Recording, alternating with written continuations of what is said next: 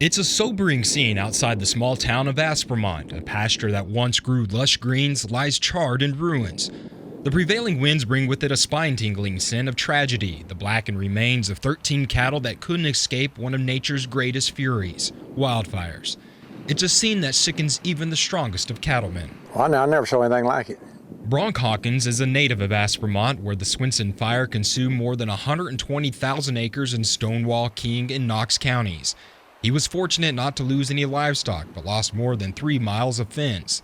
His is just one story of thousands sweeping the Lone Star State. This spring, Texas burned from border to border. Well over 2 million acres have gone up in flames. At the height of the battle, several fires ranged from 120 to more than 300,000 acres, forcing evacuations, destroying hundreds of homes, more than 1,000 miles of fence, and claiming human lives and hundreds of head of livestock. Never have seen anything other than just a small fire. This is something I told my son the other day. I said, I want you to pay attention and watch, and I hope it's something you never ever see again, but it's something to remember. The grazing lands for Spikes' cattle is all but gone. Only 100 of the 900 acres of pasture survived. Everything else is burnt to a crisp. A bright spot as a calf was her sole casualty, but there is no food left for the herd. We've sold some. If it rains, we'll probably be all right. If it doesn't rain, we'll be selling some more. Can't afford to feed them for very long, so we'll just have to wait and see what Mother Nature does. What Mother Nature did was unleash her fury on the Lone Star State. The battle was fought for both ground and air.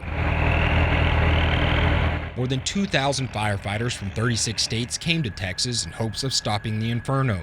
The number does not take into account volunteer firefighters, who are considered the front line of defense. So you just got a limited number of fire departments that are out in the counties fighting these fires.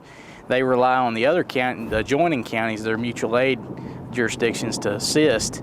And when everybody gets overwhelmed, we roll in and we support the local jurisdictions.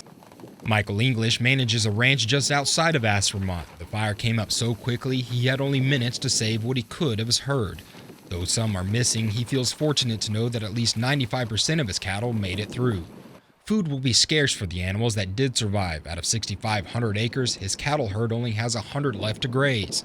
There is also the loss of miles of fence. It's pushed us to selling over half of our herd, and we're just going to try to get by with what we've got grass-wise left as long as we can, and just kind of go from there.